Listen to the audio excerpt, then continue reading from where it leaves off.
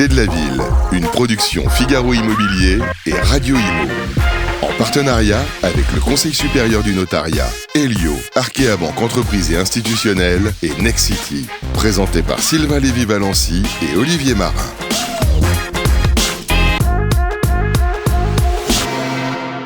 Bonjour à toutes et à tous, merci d'être avec nous. Voilà, nous sommes en plein soleil dans une ville magnifique.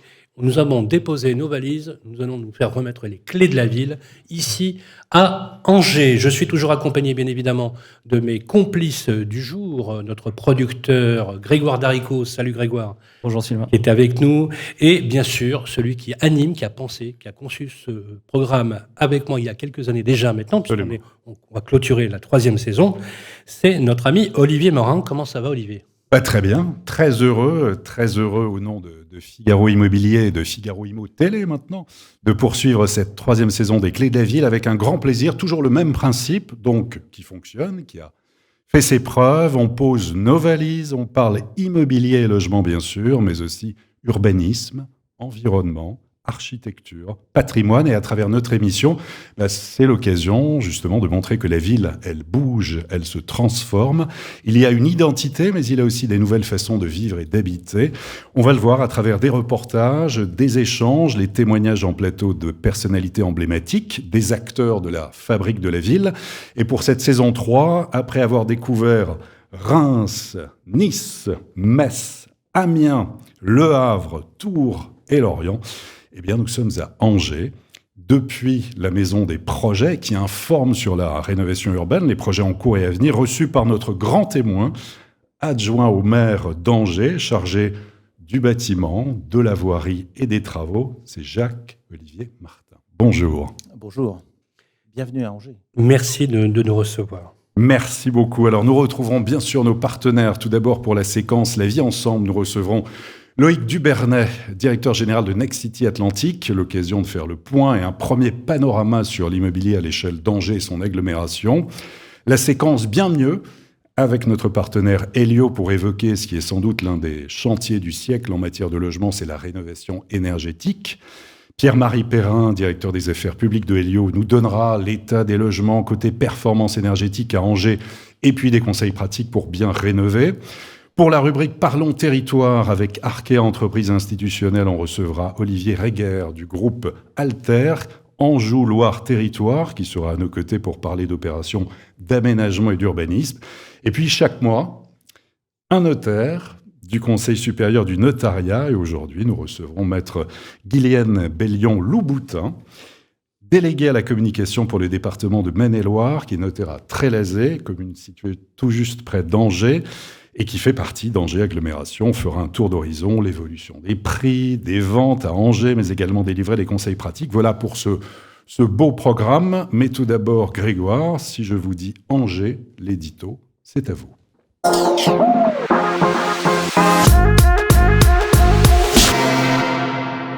Alors bonjour Monsieur Martin, bonjour à tous. Merci beaucoup de nous accueillir dans votre ville d'Angers. Sachez que, je vous raconte un petit peu ma vie, quand je commence cet édito, quand je fais mes recherches pour cet édito, je regarde souvent les surnoms donnés aux villes dans lesquelles on pose nos valises, et parce que ça me donne une indication sur l'histoire, sur l'identité de la ville en question. Alors pour Angers, j'ai été plutôt bien servi, parce que nombreux surnoms sont donnés à votre cité, tour à tour surnommée Ville des Fleurs, depuis le Second Empire, ou encore Ville Noire, en référence à ses maisons en schiste et ses toits en ardoise, mais aussi Ville Blanche, du fait de la construction de bâtiments en pierre de tuffeau au XIXe siècle, et enfin Athènes de l'Ouest, surnom ambitieux et prestigieux donné par l'évêque d'Angers en 1875 lors de l'inauguration de l'Université de l'Ouest. Moi, je préfère Ville des Fleurs, je le dis tout de suite. Ouais, moi j'ai bien aimé Athènes de l'Ouest, je trouve ça Athènes, prestigieux, mais en tout cas, je me suis dit qu'à la lecture de tous ces surnoms, on se doute qu'on va avoir affaire à une ville à l'histoire riche. Et effectivement, les premières traces humaines à Angers remontent au Néolithique. Mais c'est au Moyen-Âge qu'Angers prend la pleine mesure de sa puissance, puisqu'elle est le berceau de la célèbre dynastie des Plantagenets. Angers prospère grâce à une situation géographique propice aux échanges commerciaux. En effet, Angers se situe à la limite de 3 grandes régions, l'Armorique, le bassin parisien et le Val-de-Loire, et aussi sur les rivières Maine, Mayenne, Sarthe et la Grande Loire, qui n'est pas très loin. L'âge d'or d'Angers sera plus précisément le XIVe siècle, alors que la cité met en place une taxe à destination des marchandises traversant le duché et dont l'objectif est l'entretien des fortifications de la ville, taxe qui s'appelle la cloison. Angers prospère donc, compte une université et 4 facultés, droit, médecine, théologie et art. L'art auquel la ville est déjà sensible, à l'image de cette commande au lycée parisien Nicolas Bataille de la teinture de l'Apocalypse. Plus important ensemble de tapisserie médiévale aujourd'hui, on peut l'admirer au château, on en parlera un petit peu plus tard. D'un point de vue urbain, Angers se développe aussi, gagne en population. Des 2892 sites inscrits à l'inventaire général du patrimoine culturel et des 100 monuments répertoriés à l'inventaire des monuments historiques, 41% datent du Moyen-Âge. C'est dire l'importance de cette période pour Angers, aujourd'hui labellisée ville d'art et d'histoire. En 1538, Angers est régulièrement énoncée comme l'une des principales villes du Royaume de France. Et lors de cette période de prospérité, de riches bâtisses en pierre sont édifiées dans une ville où les constructions étaient jusque-là en bois. Le port Hérault est aussi creusé en 1556 pour faciliter le commerce fluvial. Et un premier plan de la ville est établi en 1576. C'est la première représentation d'Angers en vue cavalière. Alors, comme beaucoup de villes au XVIe et XVIIe siècle, Angers va connaître un creux démographique et commercial. En cause, les guerres, les épidémies, les famines. Alors les guerres de religion d'abord, qui touchent une ville acquise à la Ligue, mais dans laquelle la religion réformée aura connu un certain succès. Il faudra d'ailleurs au nouveau roi Henri IV un long séjour d'1 mois dans la ville d'Angers, après sa récente conversion au catholicisme, pour entrer dans le cœur des Angevins. Au début du XVIIe siècle, Angers connaîtra coup sur coup épidémies de peste et de famine, laissant la cité dans un état en demi-teinte. Son redressement sera lent, l'activité économique marque aussi le pas et la ville évolue peu. D'ailleurs, petite anecdote, elle ne retrouvera sa population de 1650, à savoir 32 000 habitants, qu'au début du XIXe siècle. 32 000, c'est peu. Voilà. Le réveil d'Angers viendra au XIXe siècle, d'abord par une modification profonde de son paysage urbain. En 1807, l'empereur autorise par décret la destruction des remparts et pour les remplacer, une ceinture de boulevards est achevée dans les années 1850, elle relie le cœur de la cité et les faubourgs. Une série de ponts est ensuite construite dans son prolongement, offrant à Angers un nouveau plan de circulation. À partir des années 1860, l'immeuble haussmannien se déploie à son tour dans la ville et de nouvelles artères sont percées selon le célèbre modèle parisien. En 1849, enfin, le chemin de fer fait son arrivée et la gare Saint-Lô est inaugurée en 1853. En cette seconde partie du XIXe siècle, c'est l'horticulture qui prolifère, faisant de l'Anjou la pépinière de la France. Mais pas que, on trouve à Angers des activités de distillerie, d'extraction d'ardoise, de fabrication de parapluies ou encore de textile. Et à l'aube de la Première Guerre mondiale, Angers s'épanouit de nouveau et s'enrichit également au niveau culturel et universitaire. Plusieurs bâtiments à l'architecture remarquable sont construits, ainsi que plusieurs écoles prestigieuses comme l'École supérieure d'agriculture et de viticulture en 1898 ou l'École supérieure des sciences commerciales en 1909. Le premier conflit planétaire va porter un coup démographique à la ville, comme à toute la région, bien qu'éloignée du front. Durant l'entre-deux-guerres, la population va stagner et l'économie un petit peu s'essouffler. Angers subit aussi la Seconde Guerre mondiale à bien des égards. Rapidement, la ville devient le siège de la commandature de l'ouest de la France. Elle devient aussi le centre de communication des sous-marins allemands et le centre régional de la Gestapo. Mais à la fin de la guerre, Angers subit aussi les bombardements alliés et 1300 maisons et bâtiments seront détruits. Le dynamisme revient avec l'après-guerre. La ville se développe et de nouveaux quartiers sont créés comme à la Belle-Beille à l'ouest ou à la cité Perrin-Pernot située dans l'actuel quartier des Hauts de Saint-Aubin qui sont créés en 1953 tous les deux. L'objectif est de construire de nouveaux logements alors que la population croît rapidement et atteint 100 000 habitants en 1954. 4 nouveaux quartiers périphériques font donc leur apparition entre 1953 et 1966 puisque Montplaisir et la Roseraie viennent compléter l'offre de logements. En parallèle, les habitations du quai de Ligny sont détruites et une voie rapide apparaît sur les berges de la Maine. Angers se modernise et se transforme. Et la dynamique économique est là. Progressivement, Angers se spécialise dans le domaine horticole. C'est comme un retour aux racines, si je puis dire. Une spécialisation qui va jusqu'à faire d'Angers le premier pôle horticole d'Europe, elle qui abrite Végépolis, pôle de compétitivité à vocation mondiale.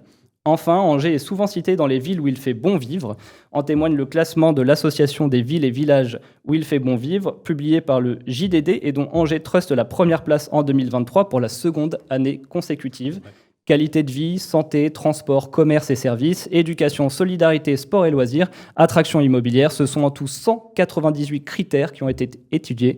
Alors à tous, bienvenue à Angers. Jacques-Olivier Martin, est-ce que cet édito vous paraît fidèle à l'esprit et à l'attractivité d'Angers ? Je vais avoir du mal à faire mieux. On aime bien. On part quand même du mérovingien et on remonte très très loin, jusqu'à aujourd'hui. Moi, je suis très très heureux de vous accueillir. Je suis heureux de vous accueillir au nom du maire, Jean-Marc Vercher, indirectement au nom de notre maire précédent, Christophe Béchu, dont nous sommes toujours dans ce deuxième mandat les fidèles équipiers, dans le cadre du dynamisme d'Angers depuis son l'élection de sa première équipe en 2014. Et j'ai envie de dire bienvenue à Angers, je le redis, et j'ai envie surtout de dire enfin on vous attendait. Après le tour que vous avez fait à Lorient, à Tours, à Nice, etc. On est heureux de vous accueillir parce que au travers des clés de la ville, on voit toute la possibilité de communiquer sur le dynamisme de la ville avec cette clé d'entrée, pardon pour le mauvais jeu de mots, qui est l'immobilier, le logement, et puis le développement de la ville, l'urbanisation, l'environnement et tout ce que l'on peut mettre autour pour que ce soit une ville qui soit agréable à vivre. Et en effet, on a cette chance d'hériter depuis 150 ans de cette ville horticole qui permet encore aujourd'hui d'avoir un environnement très agréable, très paysager, mais je pense qu'on y reviendra dans... En tout cas, je peux vous dire, Jacques-Olivier Martin, que nous aimons beaucoup être désirés. Absolument. Parce que ça nous fait plaisir. Voilà, en présence de nos partenaires, il n'y avait pas mieux. On vous a rien dit avant, hein, c'est promis. Voilà. Merci en tout cas, on est très heureux d'être ici à Angers. Et on s'est permis, Jacques-Olivier, de vous faire quelques très belles images que je vous invite à découvrir. On a un parti pris éditorial depuis le début des Clés de la ville, c'est de montrer le beau, le bon dans les villes avec une résolument positif, résolument constructif, parce qu'on considère que la France a d'énormes et des incroyables talents, et c'est vous, les élus locaux, qui portez haut et fort l'image de notre pays. On en est très fiers. Je vous propose qu'on découvre maintenant le reportage. À Angers, vous trouverez une qualité de vie et une douceur reconnue par tous. Posée sur le Maine, Angers a bénéficié d'une position stratégique pour prospérer à travers les siècles. Alors, la ville d'Angers a un patrimoine tout particulièrement riche. C'est une ville très ancienne qui a eu la chance d'avoir de nombreuses campagnes de fouilles archéologiques. À ce jour, nous remontons l'histoire de la ville à environ 4000 avant notre ère. Mais c'est une ville qui a de nombreux témoignages anciens, gaulois, puis romains, dont la ville conserve quelques vestiges bâtis. Son château, édifié au XIIIe siècle, domine la ville de son pic rocheux. Ancienne prison, il a notamment accueilli le célèbre Fouquet. Il est aujourd'hui emblème de la ville. Cette forteresse imposante compte 17 tours défensives, un chemin de ronde et un pont-levis, sans compter des jardins propices à la flânerie. Alors le château d'Angers est un monument absolument remarquable et incontournable de la ville, une forteresse médiévale très impressionnante, militaire, mais qui abrite à l'intérieur un trésor tout à fait exceptionnel, qui est la tenture de l'Apocalypse d'Angers. Et dernièrement, jeudi dernier, le 18 mai, elle a été inscrite au registre Mémoire du monde de l'UNESCO. Alors, la tapisserie de l'Apocalypse a été commandée par le duc Louis Ier d'Anjou, qui est donc duc d'Anjou, à la fin du XIVe siècle. Il commande cette œuvre absolument gigantesque, qui faisait à l'époque à peu près 140 mètres de long, pour illustrer le texte de l'Apocalypse, écrit par Saint Jean, et en même temps, vraisemblablement, parce qu'il trouve dans les événements de son siècle, la guerre contre les Anglais, la Grande Peste, un écho à ce texte du premier siècle après Jésus-Christ. Et donc, on a une sorte de double lecture de cette œuvre, à la fois le texte religieux, mais aussi la vie quotidienne médiévale. Cette tapisserie passe de main en main, suite donc le roi René, qui en fait don à la cathédrale d'Angers. Mais elle est plutôt bien entretenue et conservée jusqu'à peu près à la fin du XVIIIe siècle, où là, elle n'est plus du tout à la mode. C'est une œuvre du Moyen-Âge et on n'est plus du tout dans les canons de beauté de l'époque. Elle est ensuite restaurée au XIXe siècle et au début du XXe siècle devient une star. Elle parcourt le monde entier, elle est présentée dans des expos universelles. Et au milieu du XXe siècle, elle est ici installée dans cette grande galerie construite spécialement pour elle.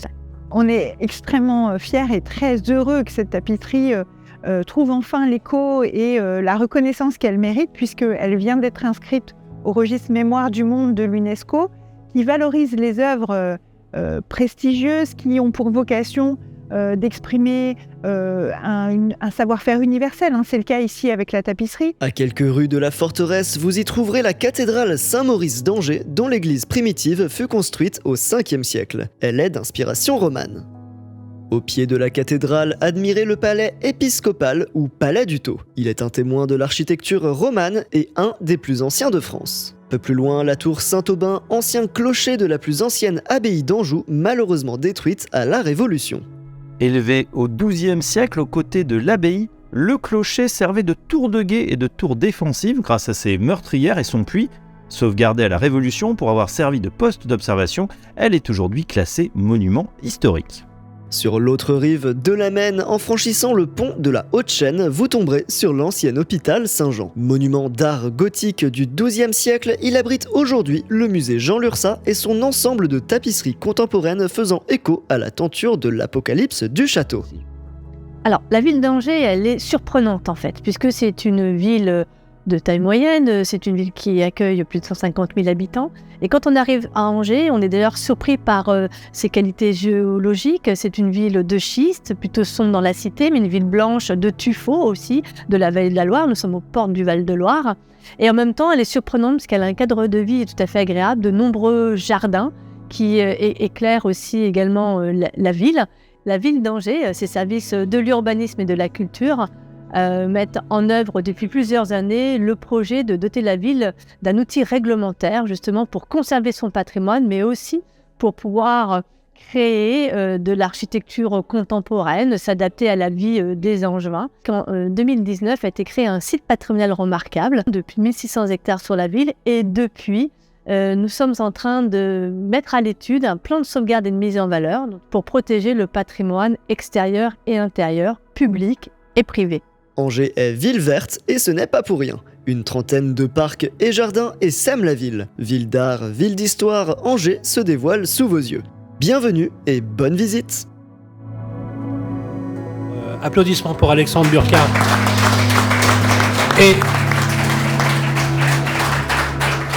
les commentaires, bien sûr, de notre journaliste Fabrice Coustet qui se trouve donc à Paris et bien sûr la voix off. Et la voix off, d'ailleurs, elle n'est pas très loin, puisque c'est notre réalisateur Théo qui fait la voix off, comme quoi finalement, tu as un grand potentiel de reconversion. Merci en tout cas. Ça vous a plu ? J'ai adoré. Entre le texte et les images, tout est dit, ou presque. En tout cas, merci pour cette mise en valeur de notre ville. C'est une ville, ça a été dit, c'est une ville de taille moyenne, sans que ce soit péjoratif, c'est 160 000 habitants à peu près, au carrefour de différentes routes, des routes anciennes et des provinces anciennes, ce qui fait que Angers a été mis en valeur, comme ça a été très bien dit il y a quelques minutes, au Moyen-Âge et un peu après, et puis qu'au cours des 30 ou 40 dernières années, un petit peu moins, parce que justement, on était un peu perdu entre les grandes métropoles autour, entre Rennes, entre Le Mans, entre Tours et Nantes, et nous avions besoin, ici, la ville avait besoin d'améliorer sa notoriété dans les dernières décennies. On va pouvoir. Alors justement, pour la seconde année consécutive, sur le ranking des recherches des villes où il fait le bon vivre, Angers a été nommé à la première place pour la seconde année consécutive. Et si on compare dans les 15 dernières années, on a vraiment l'impression que ce territoire prend une revanche assez sévère, à l'instar d'autres métropoles qui ont beaucoup tracté. Est-ce qu'il y a une recette ? Est-ce que la recette est politique ? Est-ce que c'est vrai que vous avez un maire emblématique qui maintenant est voilà un maire historique, on va dire, qui est aussi emblématique aujourd'hui puisqu'il s'occupe de l'aménagement du territoire. C'est pas neutre. Est-ce qu'il y a une recette ? Est-ce que c'est politique ? Est-ce que vous avez transfiguré la ville ? Comment vous expliquez comme ça que Angers devienne la ville préférée des Français où il fait bon vivre ? D'abord, c'est un grand honneur, c'est un grand plaisir. Et on est ravis d'accueillir tous ceux qui veulent travailler, visiter, s'installer à Angers et dans le territoire autour. La recette, c'est pas une revanche. C'est un peu trop belliqueux pour la douceur angevine qui nous caractérise. Et on n'a aucune animosité vis-à-vis des territoires qui sont autour de nous.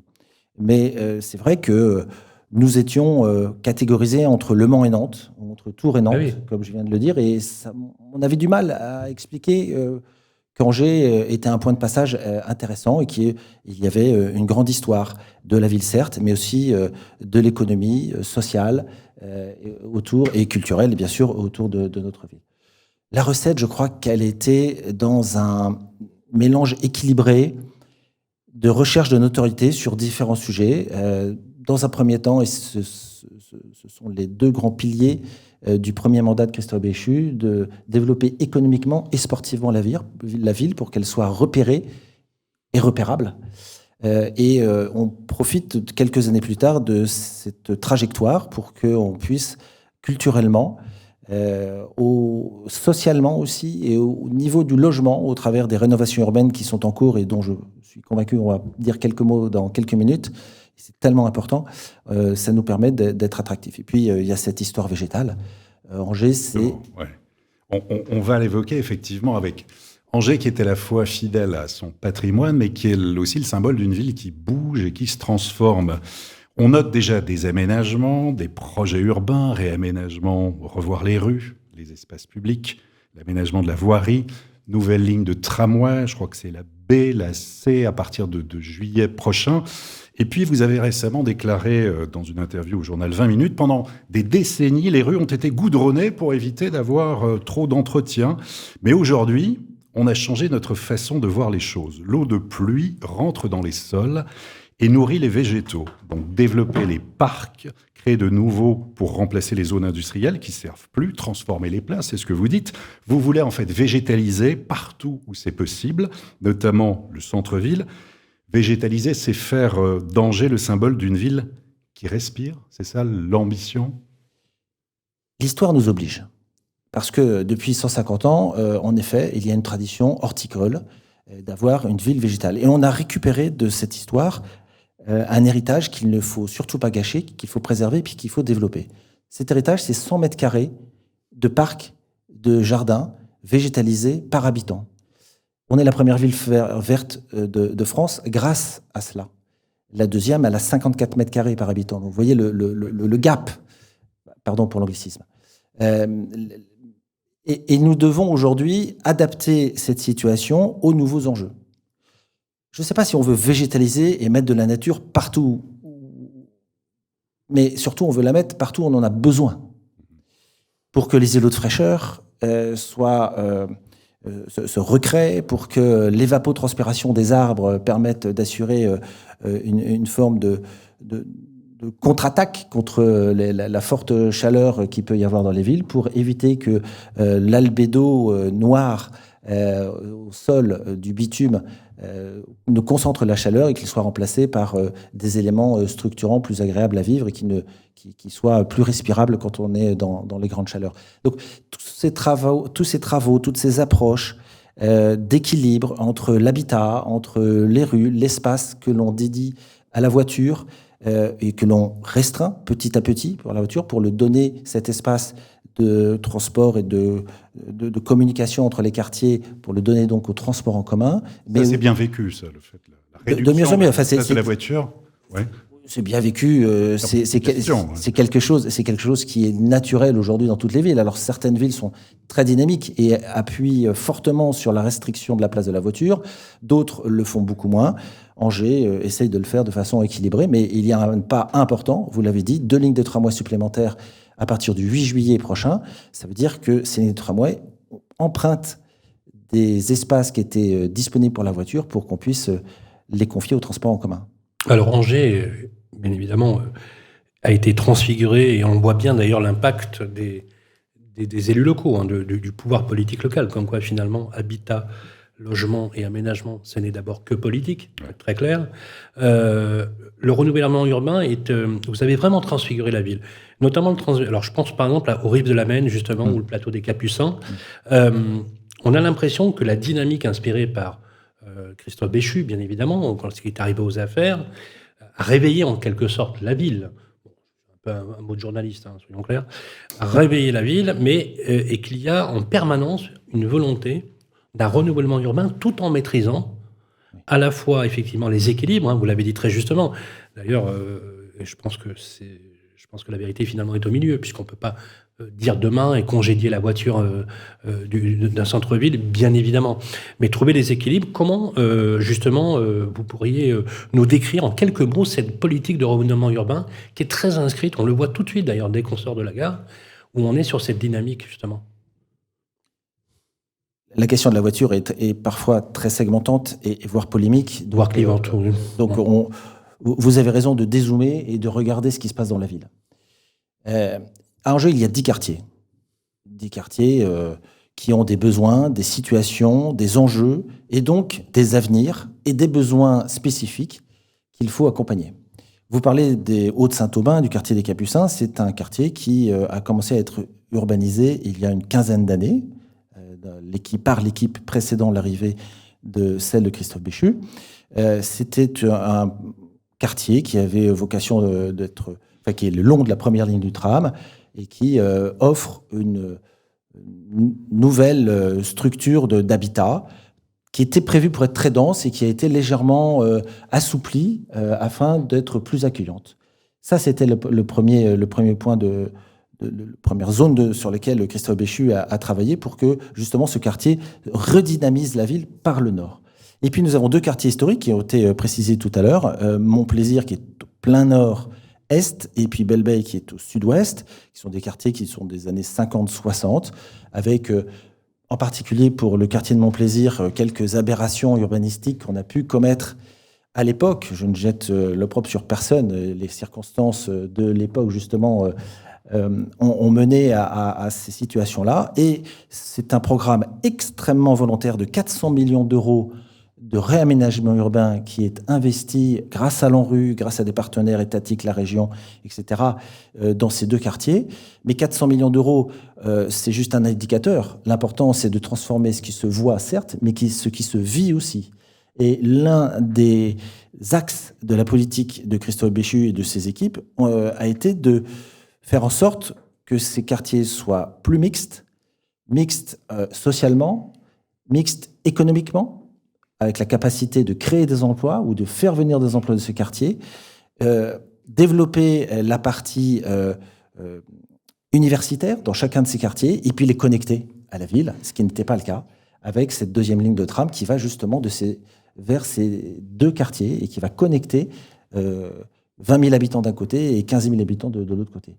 C'est cette logique-là qui est importante, de pouvoir travailler sur chacun des quartiers en sculptant et en décloisonnant ces quartiers pour donner un aspect. C'est vraiment l'impression qu'on en a, Olivier Marin. Et justement, à propos des habitants, on parle beaucoup du manque de démocratie participative dans de nombreuses villes. À Angers, vous voulez vraiment, enfin, en tout cas vous l'affichez, impliquer les habitants. Vous avez instauré récemment les assises de la transition écologique avec des citoyens impliqués, des actions ciblées, participation citoyenne ici, vous dites, en tout cas j'ai lu l'édito du maire de la ville, c'est vraiment pas un gadget, c'est déjà aussi faire connaître ce qui est mis en place. Est-ce que vous avez déjà un premier bilan de ces assises citoyennes sur justement cette transition écologique et ce qui découle à la fois pour les transports, pour l'urbanisme, pour les bâtiments? Qu'est-ce qui est ressenti ici, à Angers? Sur la participation citoyenne au débat public et politique, là aussi, nous sommes dans une trajectoire qui a commencé il y a une dizaine d'années par des rencontres de quartiers systématiques, mensualisées, et qui ont permis d'instaurer un dialogue permanent entre les habitants des quartiers et l'équipe en place. Et même, Christophe Béchu est allé jusqu'à créer les rendez-vous, les permanences sans rendez-vous, et en démarrant à 8h30 un samedi matin dans une maison de quartier, accueillir tous ceux qui s'y présentaient jusqu'à midi. Et donc déborder parfois longuement dans l'après-midi. Et cette logique-là fait que petit à petit, on instaure un dialogue. Et ceux qui sont élus avec un mandat pour gouverner sont au plus proche de ceux qui vivent et inversement. Les assises de la transition écologique, c'est l'avancée naturelle de ce mouvement. Et ça a été fait par notre collègue Corinne Bouchou, qui est en responsabilité au niveau de l'agglomération, tout en étant dans l'équipe municipale, que de rassembler tous ceux qui voulaient participer à une réflexion. Et l'objectif n'était pas d'écouter pour écouter, mais de travailler ensemble sur des thématiques très simples. Se nourrir, préserver sa santé, se déplacer, travailler. Se loger. Etc. Se loger, bien évidemment. Et c'est sur chacune de ces thématiques, il y a 64 points d'action qui ont émergé après les centaines et centaines de cahiers de contributions qui ont été rassemblés. Justement, dernière question et ensuite on va passer à la suite de notre programme. Votre collègue Brancourt, en novembre dernier, je le cite, après l'annonce du président Emmanuel Macron sur la création d'un RER en province, disait, ce projet, ça fait plusieurs années qu'on le connaît, en parlant d'un éventuel tracé entre Nantes, Angers et Le Mans. Quel impact sur la ville d'Angers si ce projet venait à se réaliser? Vous le souhaitez? On souhaite tout ce qui est bon pour les territoires. Oui. Le territoire et les territoires et les connexions des territoires. Mais vous êtes proactif sur cette question du RER. Je suis pas Roch Brocourt, donc j'aurai moins de précisions à vous donner sur cet aspect-là. Ce qui est sûr, c'est que les connexions avec nos villes partenaires à moins de 100 km et sont très importantes. Les logiques de RER ou de TER, pardonnez-moi de ne pas en avoir tous les détails. Mais ce qui est sûr, c'est que historiquement, on avait des problèmes à trouver des transports en commun de Angers à Rennes. Voilà. Ça, c'est réglé. Entre Le Mans et Nantes, c'est sur la ligne de TGV Atlantique, c'est beaucoup plus simple. Avec Tours aussi, c'est aussi simple. Donc oui, on est proactif. Parce que la connexion, c'est la vie. Merci beaucoup, Jacques-Olivier Martin. Et vous restez avec nous. Nous allons aborder la première séquence, justement, où on va vous poser cette question, justement, est-ce qu'on se loge et est-ce qu'on se loge bien? Est-ce qu'on bâtit ou est-ce qu'on bâtit bien, justement, à Angers? C'est la séquence La vie ensemble avec nos amis Nexity. C'est dans un instant. Les clés de la ville, la vie ensemble avec Nexity. Voilà, la vie ensemble. Moi, j'aime beaucoup cette image de dire la vie ensemble. On est de retour ici, dans notre bonne vieille ville d'Angers. J'aime beaucoup utiliser cette terminologie. Je le fais à chaque fois dans les villes. Oui, ça, c'est pour ceux qui le remarquent à chaque fois, notamment notre ami Cyril. Merci. Voilà, notre bonne vieille ville d'Angers, parce qu'on est heureux d'être ici. Merci, Jacques-Olivier Martin, de nous accueillir. Bonjour, Loïc Dubernay. Comment ça va? Écoutez, ça va plutôt bien quand on est bien accompagné. Finalement, on est... aujourd'hui, dans la même position que ce que je fais au quotidien, je suis aux côtés de la mairie, en fait. Voilà, c'est notre métier. Voilà, et c'est la marque d'ailleurs de fabrique et l'ADN du groupe Nexity d'être au plus proche des élus dans la fabrique du territoire. Vous êtes directeur général de Nexity Atlantique. Merci d'être avec nous. Quelques mots sur la présence de Nexity dans la région, c'est historique. Oui, c'est historique. Je n'ai pas refait toute l'histoire, puisqu'on est présent depuis de nombreuses années, mais depuis sur les 8 dernières années, c'est 350 logements construit sur le territoire, et puis une présence sur tous les métiers, c'est-à-dire on a fait de la résidence senior, mais on fait aussi de la résidence étudiante, et puis surtout on est un acteur complet de l'immobilier, donc on a tout ce service aussi d'accompagnement des particuliers, on passe de la promotion à la gestion, à la transaction, au syndic, et c'est aussi ce qui fait notre présence sur un territoire de façon durable, en prenant en compte les évolutions, c'est-à-dire des territoires qui évoluent plus vite que les autres, les attractivités qu'on doit mettre en avant. On parlait de biodiversité, de passé horticole, etc. Et voilà, tout ça, on s'en imprègne au quotidien pour pouvoir au mieux le faire ressortir sur nos projets. Loïc, vous avez effectivement rappelé que le groupe Nexity est un acteur global de l'immobilier, donc sur l'immobilier ancien, la transaction, la gestion et la copropriété, bien évidemment. On va dire... Bon, sans faire de provocation, mais est-ce que nous avons affaire à des élus bâtisseurs sur la ville d'Angers, objectivement? Objectivement, je dirais oui, sans faire de brossage dans le sens du poil, mais autant se dire la vérité, en fait, finalement. Parce que vous le savez, on est dans un contexte, il faut le dire, ce matin, la Fédération des promoteurs immobiliers a publié ses résultats dans certaines régions, mais vous le savez, Jacques-Olivier, avec moins 40%, dans le cas où on a une promotion immobilière à l'arrêt dans certains territoires. C'est vrai qu'il est réconfortant, Loïc, de voir qu'on a des mairies, des municipalités qui, au contraire, sont proactives et concourent justement à l'acte noble de construire. Tout à fait. En fait, c'est tout le travail en fait, qu'on fait main dans la main. C'est-à-dire, c'est d'être aussi très rapidement à aller proposer un projet. Et ce projet, on le travaille avec les équipes. Il y a eu à Angers cette charte promoteur, mais finalement...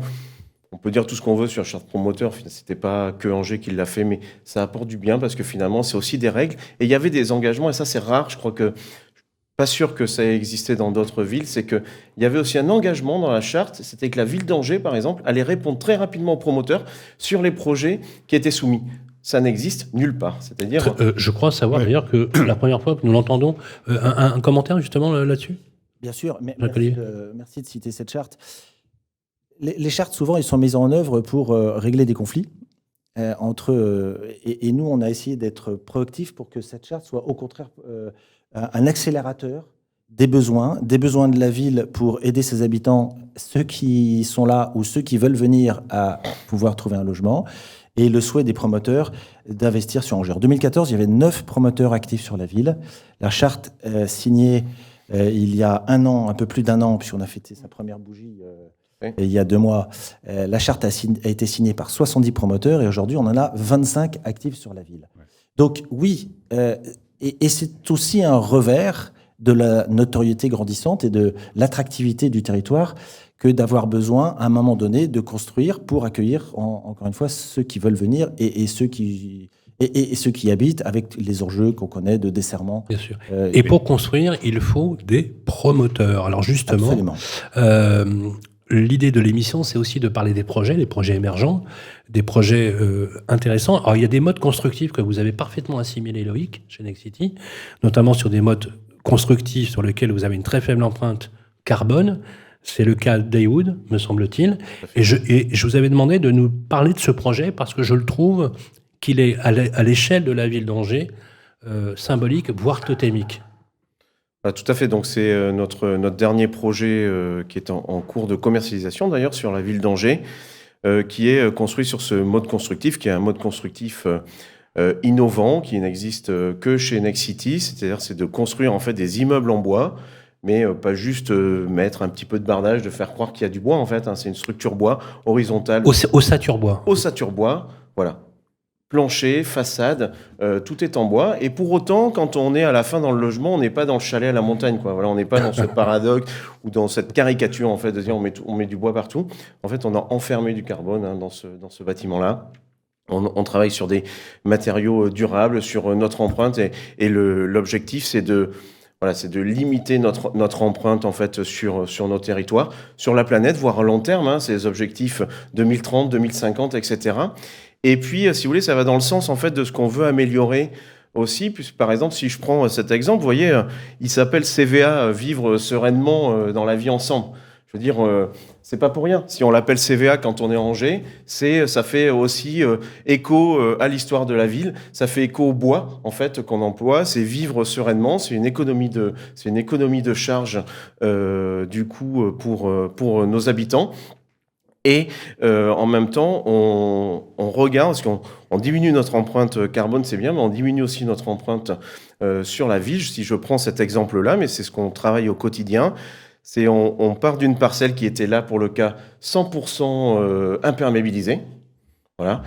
Et lorsqu'on aura terminé notre réalisation, on aura à peine la moitié de la surface du terrain qui sera imperméabilisée. Donc on va redonner, on parlait de diminuer, trouver des puits de fraîcheur, éviter les zones de chaleur, etc.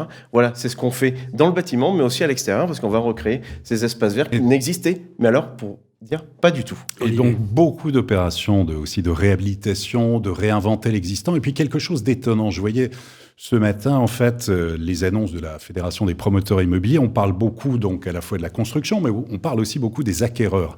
Et en fait, quand on regarde notamment l'évolution des prix dans le neuf, ça augmente partout. Et quand on voit tout en bas, il y a une seule ville où les prix de l'immobilier neuf ne bougent pas, restent stables. Alors, on est autour de 4 000 € du mètre carré. En fait, c'est Angers. Là aussi, il y a une recette. Est-ce que vous êtes d'accord avec les prix, justement, sur les prix ? Parce que je pense que vous aviez des prix différents. Sur les prix, c'est toujours difficile en fait d'avoir une moyenne. Il y a l'écart suivant où vous êtes situé. Selon les données que vous avez, vous, chez Nexity. Nous, selon les données chez Nexity et des observatoires en fait qui existent, on est plus proche de 4 500, 4 600 € sur le neuf. Aujourd'hui, sur la ville d'Angers, sur la moyenne. Voilà, on est un petit peu au-dessus. Alors, oui, les prix continuent d'augmenter. On essaye de le faire de façon raisonnée. On subit aujourd'hui une difficulté, une augmentation des coûts de construction, une augmentation des normes, des fois des exigences liées aux besoins de logement. Je pense justement CVA. 46 logements. Vous voyez, sur CVA, on a 45 logements, on a une part d'abordable, une part de logements sociaux, et on arrive à maintenir un prix moyen qui est à 4 500 € du mètre carré sur la totalité du programme. Et en fait aussi, on change, alors depuis peu de temps, parce qu'on est quand même, on subit une crise de plein fouet. L'immobilier, ça a toujours été cyclique. Sur notre âge, on en a connu plus ou moins. Mais on est aujourd'hui dans une crise un peu particulière qui est due à ces taux de crédit, notamment. Et donc, on perd une capacité d'emprunt de nos clients. Et en fait, on avait avant un peu le réflexe de se dire, bon, il faut des logements un peu de toute taille, des petits, des grands, etc. Et puis on se disait, une fois qu'on avait fabriqué notre programme, le programme, en fait, on allait chercher le client qui allait avec. On se disait, bon, on a un T3, on va aller chercher plutôt un jeune couple avec un enfant. Tiens, on a un T4, on va aller chercher une famille. Et on trouve. On les trouvait. On les trouvait, en fait. Mais aujourd'hui, on les trouve moins. Parce que, justement, ces capacités d'emprunt sur des logements chers. Mais Loïc, ce que vous nous dites, c'est quoi? C'est qu'il y a une demande qui s'est effondrée? La demande s'est effondrée, les besoins sont plus tout à fait les mêmes, et pour autant, je dirais, la demande s'est pas effondrée parce que le besoin de logement est le même, en fait. C'est que nos clients ont moins la capacité d'acheter. Et peut-être, en fait, qu'il faut réfléchir et se dire, et c'est ce qu'on fait en ce moment, c'est de se dire, on va plutôt essayer de faire des logements que nos clients ont la capacité d'acheter. Et donc, oui, peut-être qu'il faut un petit peu, pas revenir en arrière, mais penser différemment. Est-ce qu'il vaut mieux loger des gens dans un logement plus petit ou pas les loger du tout? Moi, je pense qu'il faut les loger peut-être dans des logements plus petits et donc, du coup, moins chers et leur permettre d'évoluer dans leur parcours de vie immobilière plus tard vers des logements plus grands, peut-être ailleurs que dans la ville, etc. Jacques-Olivier, justement, par rapport à... C'est très pragmatique. C'est très pragmatique et c'est un enjeu pour tous les Angevins. Alors, 4000, 4005, moi j'avais 4003, donc on y est. Alors on y est. En revanche, ce que ressentent les Angevins, c'est que ça a quand même augmenté depuis quelques temps. Surtout dans l'ancien. Surtout dans l'ancien, mais aussi le neuf quand même, de façon par effet domino. Et ça a augmenté... Le neuf avec des modes constructifs qui coûtent plus cher, des coûts des matériaux qui ont flambé. C'est pas un jugement de valeur. Voilà. Il faut se mettre aussi factuel. C'est factuel. Et puis... le sentiment qu'il y a à Angers, c'est que ça a augmenté très vite, très fort. Quand on regarde maintenant la réalité, on se rend compte qu'on est globalement dans une moyenne habituelle pour les villes de même strate et pour les villes à peu près dans la même région. Donc on n'a pas à rougir. Il y a un effet rattrapage, il faut le noter. Ça va avec la notoriété et l'attractivité du territoire. Il y a un effet rattrapage qui s'est passé. Et puis, pardonnez-moi de revenir à cette charte, mais c'est la seule qui a été signée par la FPI. Donc, elle a aussi un sens important dans les relations qui lient la ville avec les promoteurs. Au sein de cette charte, il y a un élément d'équilibre qui est que chaque programme doit avoir à minima 25% de logements abordables. Parce que là aussi, entre le social, le libre, il y a l'abordable au milieu qui permet d'avoir une forme d'équilibre de l'offre de logement. Je pourrais vous parler de la charte assez longtemps parce qu'il y a d'autres points qui sont fondamentaux pour le développement du territoire, sa structuration et les enjeux. Pardon, un mot, elle s'applique à Angers, son agglomération également? Non, elle s'applique à Angers pour le moment. Angers. Et en revanche, un des points de la charte est l'équilibre de l'ensemble du territoire. Quand un promoteur a une opération à Angers, nous lui demandons d'en avoir une dans l'agglo aussi, en plus. Mais en général, il n'y a pas de difficulté. Il y a une bonne fluidité entre vous, de bons échanges, du dialogue, ce qui est important.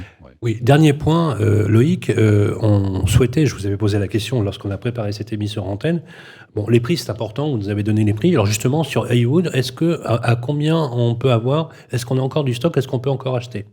Alors oui, on a encore quelques logements à la vente. Il y a aussi ces dispositifs, ce que disait M. Martin, c'est logement abordable, donc c'est des logements à un prix qui a été encadré par la mairie, un taux de TVA réduit également. Donc on va aussi sur des enveloppes à peu près de combien?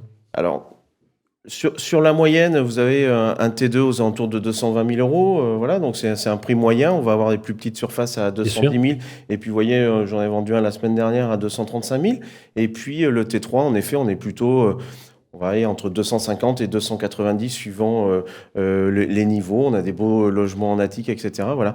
Et voilà, on fait vraiment attention aussi à la qualité de vie à l'intérieur de nos logements, quoi. C'est-à-dire privilégier des doubles orientations, des grands espaces extérieurs. Voilà, on a nos clients aujourd'hui veulent. Oui, vous n'avez pas attendu le ZAN ainsi que les nouvelles normes pour vous adapter au monde contemporain. Il y a une charte qui existe chez Nexity qui doit exister depuis à minima 10 ans, et qui s'appelle Naturellement et qui écrivait toutes ces choses-là et finalement que des fois tout le monde nous copie et se l'approprie, mais c'est bien, on sait qui l'a inventé. Merci beaucoup. Applaudissements pour Loïc Dubernay. Je rappelle que vous êtes le directeur général Atlantique pour le groupe Nexity. Nexity qu'on retrouve sur Internet et on a tous les projets dont vous nous avez parlé. On va enchaîner tout de suite et parler d'un sujet très important. Je sais, Jacques-Olivier, qui vous passionne puisque c'est vraiment la dent creuse. On vise effectivement la neutralité carbone et donc la rénovation énergétique devient la préoccupation majeure de la nouvelle urbanité. On va retrouver notre ami Pierre-Marie Perrin dans quelques instants. Les clés de la ville, bien mieux, avec Elio. Et voilà, de retour ici à Angers. Je vous encourage à venir la visiter. C'est vraiment magnifique. Il faudra d'ailleurs, mon cher Olivier, qu'on passe un peu plus de temps la fois prochaine. Il faut qu'on aille visiter justement ce musée où on a cette formidable tapisserie absolument incroyable. Mais il n'y a pas que ça, bien évidemment. Mais la culture, le verre, le bien-être dans cette ville, c'est quelque chose que l'on respire dès qu'on sort de la gare. Merci, Jacques-Olivier Martin, de nous recevoir. Séquence rénovation énergétique. Olivier Marin, nous recevons un des poids lourds de la rénovation énergétique en France. Oh oui, on a l'habitude maintenant de le recevoir, effectivement. C'est notre partenaire Elio. Alors, rénovation énergétique, enjeu majeur qui nécessite à la fois de la transparence, de la confiance plus que jamais et de bons conseils. Donc ça, c'est la promesse en tout cas d'Elio, spécialiste de la rénovation énergétique, qui nous accompagne donc dans chaque étape de ce Tour de France des clés de la ville. Pierre-Marie Perrin, bonjour. Bonjour Olivier. Directeur des affaires publiques de Elio. Alors, comme on le fait traditionnellement, parce qu'il se passe beaucoup de choses en termes de rénovation énergétique, et pour bien avoir en tête ce qui a changé, qu'est-ce qui déjà a évolué, quelles sont les nouvelles réglementations en cours là depuis le mois de mai? Alors déjà, il y a beaucoup de choses qui ont été annoncées par la Première ministre et par le ministre de la Transition écologique.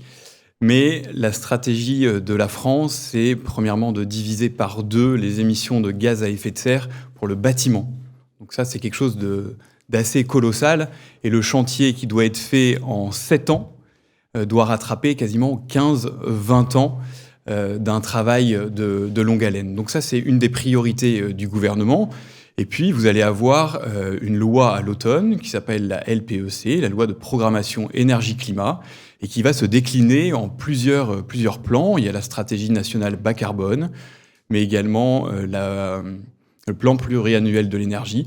Enfin, c'est une année très dense et très riche concernant la rénovation énergétique et la transition énergétique globalement. Et puis le gouvernement a annoncé donc il y a quelques jours un grand plan de rénovation des écoles notamment. Est-ce que vous pouvez nous en dire quelques mots? Alors ça tombe bien parce que Elio, on est spécialisé dans la rénovation énergétique des bâtiments publics puisqu'on accompagne plus de 2000 collectivités territoriales et aujourd'hui on a quasiment 200 projets de rénovation énergétique des écoles.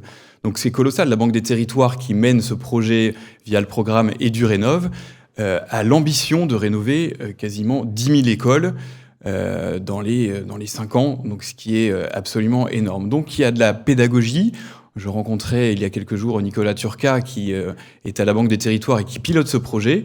Et on doit faire remonter avec les territoires, et votre émission participe aussi de cette dynamique, de remonter les projets éducatifs et les projets des directeurs d'école et des maires qui ont envie de faire baisser de 40% la consommation énergétique de leurs écoles. Alors, comme à chaque fois, on va rentrer dans le concret. Vous avez étudié les logements à Angers, en tout cas avec différentes bases de données sur les fameuses étiquettes du diagnostic de performance énergétique, de la lettre A jusqu'à la lettre G, voire G+. Et vous allez nous faire un état des lieux, en fait, du logement et des logements à Angers. Est-ce qu'Angers est une bonne élève? Alors, je vais y arriver, mais je vais commencer par dire qu'Angers, il y a à peu près 90 000 logements, avec un parc qui est plutôt un parc de locataires, avec à peu près 75% d'appartements. Donc il y a du travail de rénovation énergétique à faire et les propriétaires vont devoir s'engager dans cette dynamique. Mais après les 8 villes qu'on a traversées, Angers est encore une fois le premier de la classe. C'est-à-dire que l'on a, et on en parlait tout à l'heure Olivier, on a 32% de passoires énergétiques, alors que dans d'autres villes, on le voyait à Tours, on le voyait à Lorient, on était aux alentours de 45% de passoires thermiques, donc entre la lettre et l'étiquette E, F et G. Donc j'ai envie de vous demander quel est le remède miracle. Moi j'ai une suggestion, c'est que nous prenions en charge le syndicat d'initiative de la ville. Ah oui, Parce que je trouve qu'on assure une promotion extraordinaire. Non, mais c'est vrai, ces chiffres sont exceptionnels. Ouais. Avec Pierre-Marie, on fait le Tour de France depuis un moment, avec Olivier. Et c'est vrai que. On n'a jamais vu ça. On n'a jamais vu des. Sur les logements classés C et D, donc on a 27%, donc ce qui est incroyable. Incroyable. Oui. Un mot, Jacques-Olivier, sur cette question? Vous êtes vraiment, vous le saviez, ça, vous étiez très bon, mais là, pour le coup. Non, je n'avais pas la précision de ces chiffres. La précision que j'avais, c'est que au cœur du renouvellement urbain dont je vous ai parlé tout à l'heure, et à Belle-Beille et à Montplaisir, je continue pour le syndicat d'initiative en nommant les quartiers, au cœur de cette rénovation énergétique, au cœur de ce renouvellement urbain, il y a la rénovation énergétique.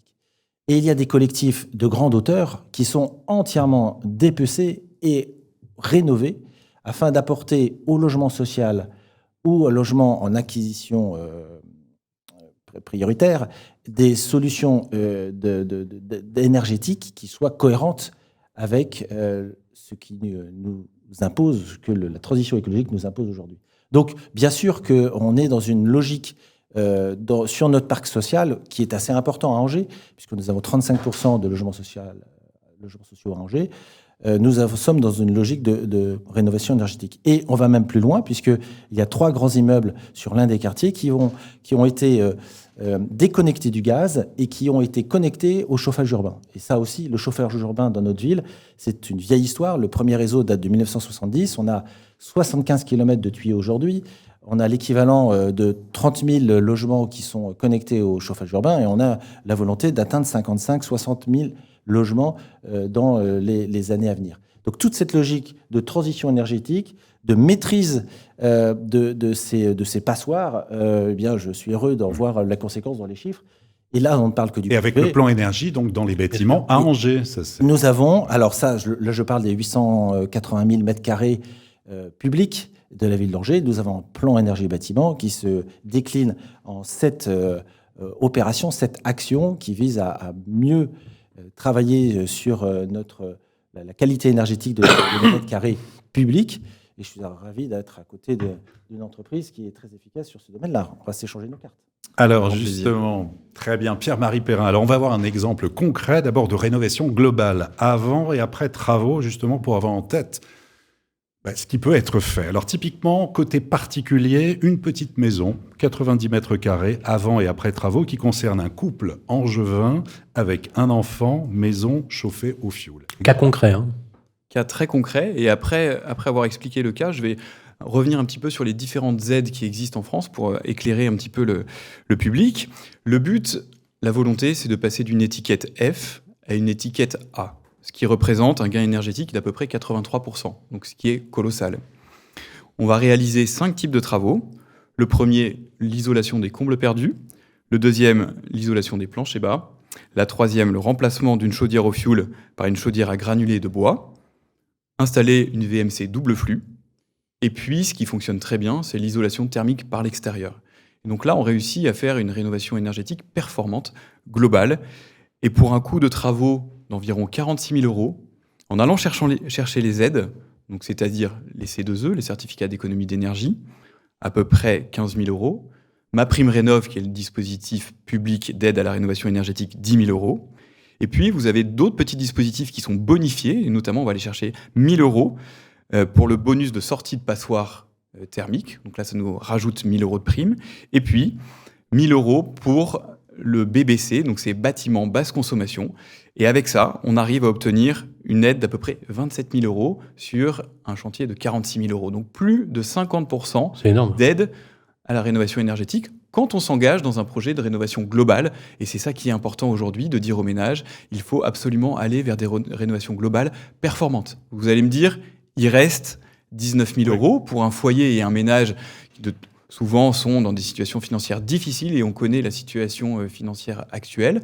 Et le reste à charge, c'est compliqué. C'est compliqué parce qu'il y a une hausse des matières premières, mais il y a des dispositifs d'aide, il y a des dispositifs d'accompagnement. Je pense à l'éco-PTZ, éco-prêt à taux zéro, qui permet d'aider les ménages à se financer. Et donc, on a besoin d'avoir des acteurs publics, des collectivités territoriales, mais aussi des acteurs privés qui viennent accompagner, aider, soutenir. Les acteurs bancaires sont très importants et aujourd'hui, ils doivent s'engager dans cette dynamique-là. L'État, d'ailleurs, devrait peut-être inciter à ce qu'il y ait des quotas par an de banques qui s'engagent dans des projets de rénovation énergétique. Donc ça, c'est le premier cas. C'est en cours.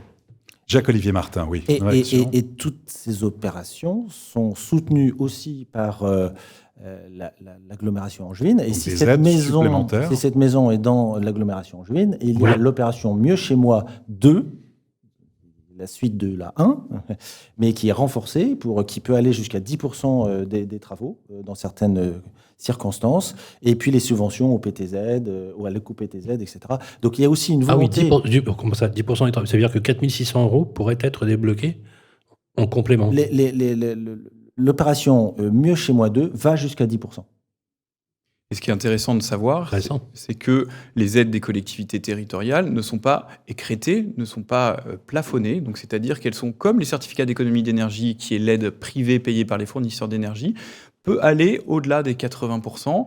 Et ça se cumule, au-delà de tout ça. l'écrêtement. Tout ça se cumule. Donc, c'est ça qui est intéressant. On n'est pas plafonné avec les aides privées et les aides des collectivités territoriales. Une question, c'est toujours un peu galère pour le particulier de s'y repérer. Vous l'accompagnez complètement dans justement les méandres et l'addition pléthorique des aides dont il pourrait bénéficier. Un particulier qui a un projet de rénovation énergétique, il va aller vers le dispositif d'aide publique, vers France Rénov'.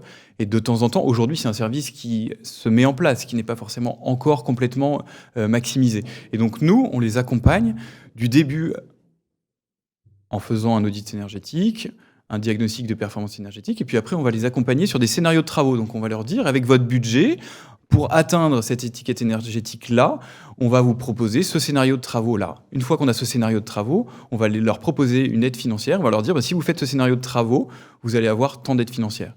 Et puis après, on les accompagne pour aller chercher ces aides et puis avoir ces dispositifs pour diminuer au maximum le reste à charge. D'où l'importance de l'accompagnement, de la transparence, de la confiance et d'informer, parce que beaucoup de gens ne savent pas qu'en fait, il y a toutes ces aides qui sont possibles. Alors, deuxième exemple, dans l'habitat collectif, là, c'est une copropriété de 1966, toujours à Angers, un bâtiment avec 32 logements. Alors, déjà, il faut préciser que le système de chauffage est au gaz collectif. C'est important de connaître d'abord ça. On va essayer de passer de l'étiquette F à l'étiquette D pour un gain énergétique de 40%. Donc ça, c'est assez important pour une copropriété.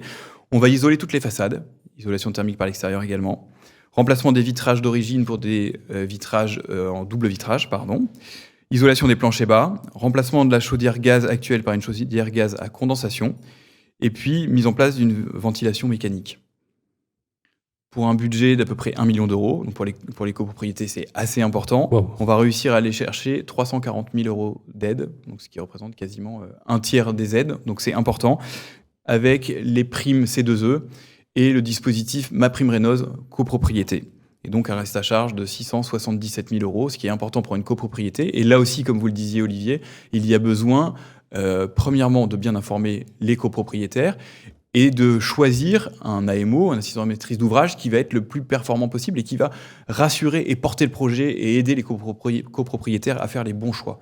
Donc dans les copropriétés, le projet est plus long, ça peut durer 1 an et demi, 2 ans, 3 ans, c'est plus long. Donc il faut que l'accompagnement soit très spécifique, très personnalisé pour réussir au mieux cette transformation. Très bien. Merci beaucoup. Applaudissements pour Pierre-Marie Perrin, directeur des affaires publiques d'Elio. On vous retrouve bien évidemment le mois prochain pour parler justement de cette nécessité de la rénovation énergétique. On va enchaîner tout de suite avec nos amis d'Arkea, où on va parler justement des territoires, tout de suite après. Les clés de la ville, parlons territoire, avec Arkea Banque, entreprise et institutionnelle. Voilà, de retour à Angers, dans notre ville d'Angers magnifique, où il fait bon vivre. On va parler territoire, toujours accompagné d'Olivier Marin. Ça va toujours, Olivier ? Très bien. Et Jacques-Olivier Martin, qui nous fait le plaisir de jouer au maire, de nous recevoir. Vous êtes l'hôte de ces lieux. Merci de nous présenter et nous parler avec passion de votre bonne vieille ville d'Angers. Voilà, merci d'être avec nous. J'accueille également Olivier Reger. Bonjour. Bonjour. Olivier, vous êtes directeur des projets urbains au centre, d'Angers Centre, pour le groupe Alter. Première question, dites-nous un petit peu quel est ce groupe qu'on appelle le groupe Alter aujourd'hui. Quel est en fait le véhicule de votre activité ? Le groupe Alter, c'est l'aménageur de la ville d'Angers, de son agglomération et du département de Maine-et-Loire, avec un cœur de métier qui est l'aménagement, le réaménagement, on en reparlera, le développement d'énergies renouvelables, dont le réseau de chaleur d'Angers, et puis le stationnement, qui est sous gestion Alter. Vous savez ce que ça m'inspire ? Vous parlez d'aménagement, de réaménagement. Moi, j'ajouterais aussi le ménagement au sens étymologique du mot, c'est-à-dire prendre soin de votre territoire. Parce que quand j'ai préparé l'émission avec vous au téléphone, il y a une chose qui m'a beaucoup plu, c'est la passion que vous mettez à parler de vos projets. Et il y a 2 projets, vous savez où je veux en venir, qui m'ont beaucoup marqué. C'est le projet de Rive Vivante et de Cœur de Maine, absolument incroyable. Incroyable dans le sens où on sent bien dans ce projet d'aménagement de la Maine notamment, le sens de l'air du temps. Vous voyez ce que je veux dire ? Une espèce d'anthropologie nouvelle, moderne, qui incarne l'urbanité, avec le souci central de l'individu, de l'être, justement, qui déambule en ville, de cette urbanité qui fait lien et qui fait société, qui fait communauté. Parlez-nous un petit peu de ce projet, je trouve ça superbe. Ce projet-là, il vise à retisser des liens entre la ville et le site fondateur qu'est la Maine. Avec une particularité de cette rivière, c'est que c'est une des rivières les plus courtes de France, qui n'a pas de source. Et la question aujourd'hui, c'est de savoir où sont les sources de la Maine. On le saura peut-être à On ne sait de pas l'émission. où sont les sources de la Maine. Je vous pose la question. Et le sujet, c'est celui de tisser les liens, retisser des liens entre cette urbanité existante que l'on connaît qu'est Angers et cette rivière. La particularité de cette rivière aussi, c'est que c'est un corridor de biodiversité qui existe là bien avant la présence de l'homme et qui connecte des corridors et des noyaux de biodiversité extrêmement importants. Les basses vallées angevines qui sont situées au nord, 10 000 hectares protégés au niveau européen, et le Val-de-Loire qui est au sud.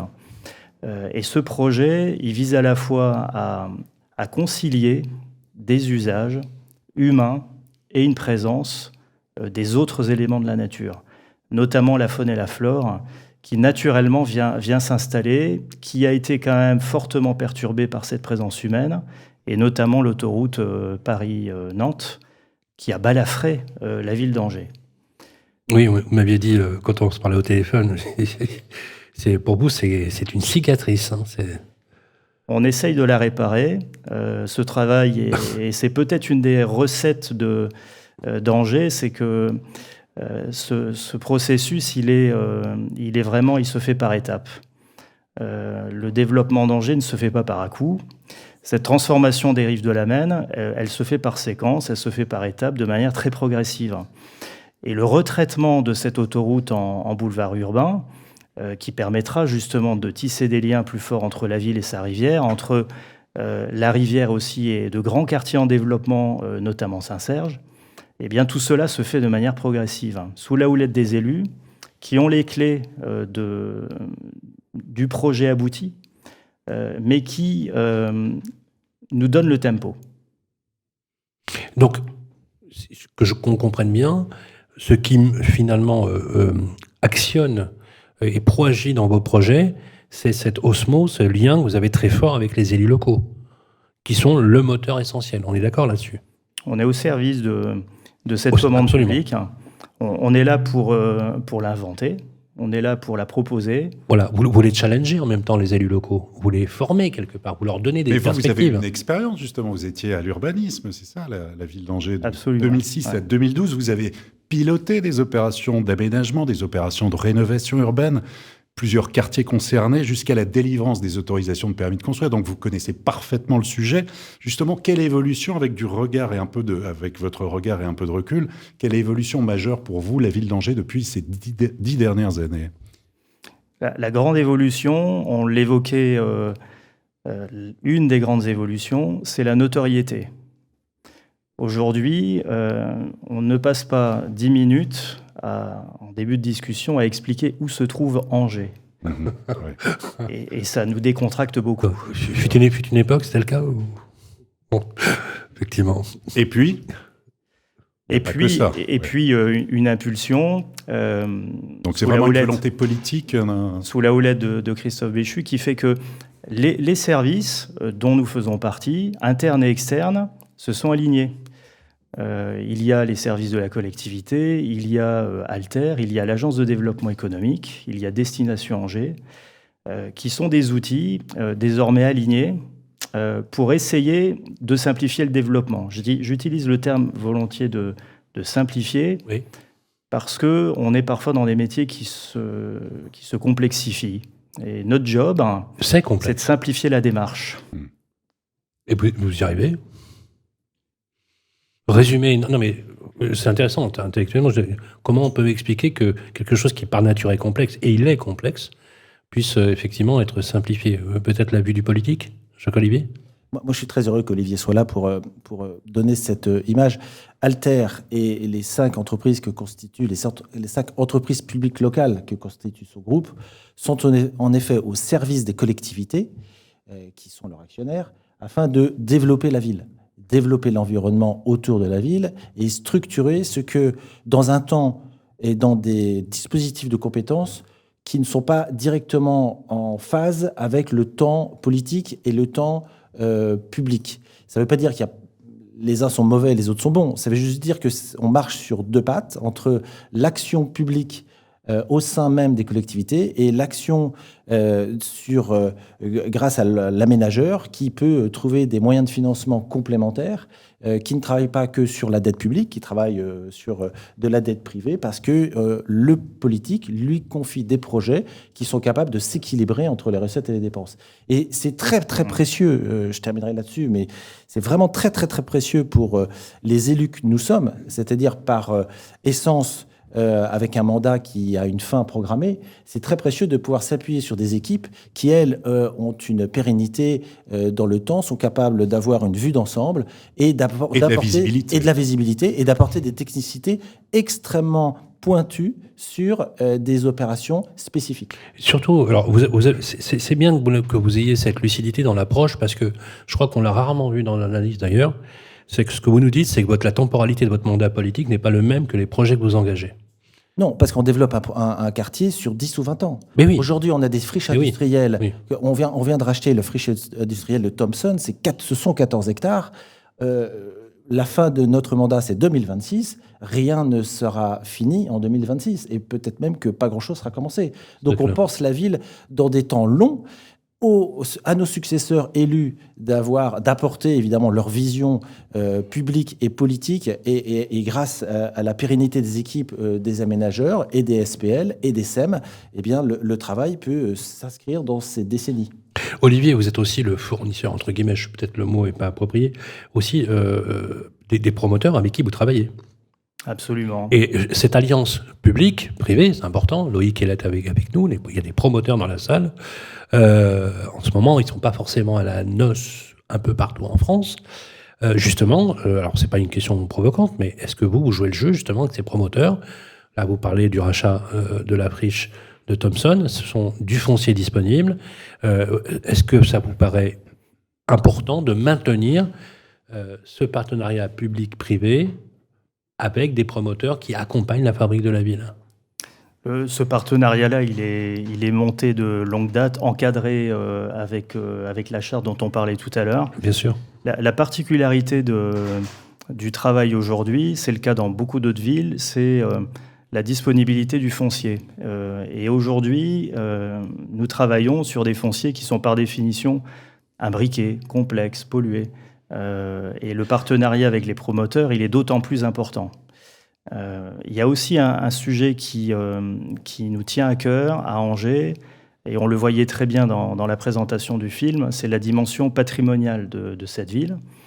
On dispose de pépites patrimoniales, aujourd'hui complètement inexploitées. On voyait le palais épiscopal. Il y a d'autres sites dans la cité. Mais quand vous dites inexploité, qu'on comprenne. Inexploité, des fonciers potentiellement disponibles. Qui pourraient être disponibles. Et qui pourraient être disponibles. Ça viendra peut-être, justement. Pardonnez-moi de vous couper, Olivier, mais il y a un exemple flagrant. En plein cœur de notre cité médiévale, qui est accolée à notre château, il y a un foncier qui est un ancien collège privé et une ancienne gendarmerie nationale qui sont disponibles, que la ville a racheté en s'appuyant sur la capacité de notre SPL à agir pour pouvoir définir un projet long terme, mais pas un projet qu'on définit tout de suite, des projets. Il y a des mandats d'études qui nous dépasseront dans le temps de nos mandats et qui permettront non seulement de repenser la ville dans ces quartiers les plus neufs à rénover, mais aussi les plus anciens dans lesquels on veut continuer d'apporter une vie et non pas faire une ville musée. C'est très important ce que vous dites. C'est pas une ville dortoir, c'est pas une ville musée, c'est pas une ville où on passe, c'est une ville où l'on vit, où l'on consomme. On est vraiment sur une mixité à la fois d'usage, mais de vie tout court. Et moi, ce que j'ai beaucoup aimé dans votre projet, Olivier, et je vois bien la vision, alors je ne savais pas, je l'apprends, que vous étiez aux affaires, donc comme quoi je vois aussi la vision politique qui vous anime. Mais vous êtes d'accord que le mandat politique par nature de l'élu local, ça demande à l'élu justement d'avoir cette vision d'avenir, puisque peut-être que Jacques Olivier sera peut-être plus aux affaires en 2026, 2030 ou ailleurs, mais il a quand même impulsé avec ses équipes et l'équipe de la municipalité ces projets-là. Ce qui demande quelque chose qui, à mon avis, pour moi, incarne bien le principe de l'élu local, c'est cette vision sur du moyen et du long terme. La vision moyen et long terme, et une des caractéristiques de ces projets urbains, c'est d'avoir une dimension pluridisciplinaire. Il y a la question du logement qui a été abordée, c'est un élément important, mais il y a aussi, et cette question de l'environnement, de cette préservation de l'environnement, du développement de la nature en ville. Il y a aussi une autre brique qui nous semble extrêmement importante, et on est plutôt bien placé à la Maison des Projets pour le sentir, c'est cette question de la ville marchande et de la ville productive.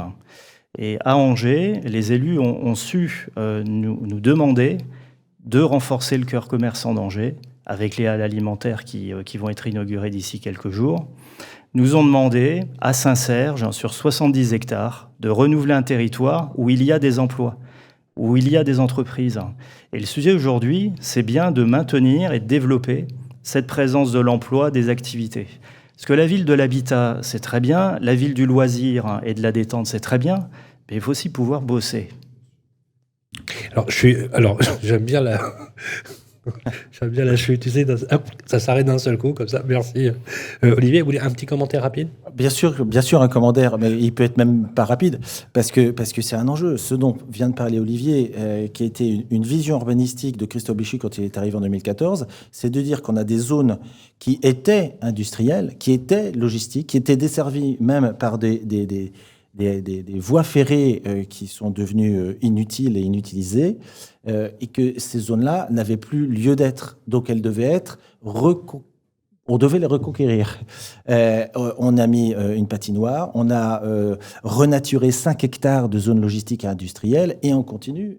Et en particulier dans la zone de Saint-Serge, Faubourg Actif, dont vient de parler Olivier, on a une attention toute particulière à ce qu'on renature, et ça c'est le travail de ma collègue Hélène Krupenin qui développe la nature en ville et le plan du paysage dans la ville. Donc on renature, on désimperméabilise, mais on préserve la zone artisano-commerciale en place pour arrêter de repousser les artisans en dehors de la ville et qu'ils soient beaucoup plus proches de là où ils vont travailler, de chez les particuliers où ils vont travailler, et de passer un peu moins de temps dans leur camionnette sur les 4 voies et bien sûr de faire payer des heures de déplacement. Merci beaucoup. Applaudissements à Olivier Reger. Merci. Reste avec nous. Olivier Reger, je rappelle que vous êtes directeur des projets urbains pour le groupe Alter. Merci d'être passé par le plateau. Et nous allons bien sûr enchaîner sur la conclusion de cette émission avec un aspect très important, pour ne pas dire vital. Nous allons accueillir une notaire, Maître Bélion-Louboutin, pour la séquence Parlons bien. C'est tout de suite après ça. Les clés de la ville, parlons bien, avec le Conseil supérieur du notariat. Voilà, de retour ici à Angers, je ne cesserai de dire finalement, effectivement, je pourrais me reconvertir. Vous recrutez au syndicat d'initiative, je vais peut-être un peu postuler. Vous êtes le bienvenu. Voilà, nous trouvons une très jolie maison. Pour trouver une très jolie maison, je vais m'adresser à la notaire qu'il faut et qu'il convient, c'est Maître Bélion-Louboutin. Comment ça va ? Très bien, merci à vous de m'accueillir. Voilà, merci la Chambre des notaires. Voilà, et nous avons d'ailleurs dans la salle le digne représentant du Conseil supérieur du notariat. Merci aussi pour leur présence. Olivier Marin. Oui, alors merci infiniment d'être présente ici pour parler de l'immobilier ancien. Avec vous, on va faire ce tour d'horizon sur Angers, l'évolution des prix, des ventes, mais également délivrer quelques conseils pratiques. Alors tout d'abord, quelques chiffres pour démarrer. 3200 comme 3 200 €. Ça, c'est le prix médian au mètre carré d'un logement ancien à Angers. Alors, avec bien sûr de fortes disparités selon les quartiers, notamment entre le centre, par exemple, et la Roseraie. 7% de prix de l'immobilier quand même sur un an. Et puis 290 000, comme 290 000 €. Ça, c'est le prix médian d'une maison ancienne de 5 pièces à Angers, plus 2% sur un an. 10% de franciliens acquéreurs. Ça monte, plus 4 points en l'espace de 3 ans. Comment se porte ce marché immobilier angevin actuellement, justement ? Alors, actuellement, en 2023, ce qu'il faut, c'est remonter, à mon sens, un tout petit peu le temps. Nous avons effectivement vécu tous cette période de Covid avec ses plus et ses moins.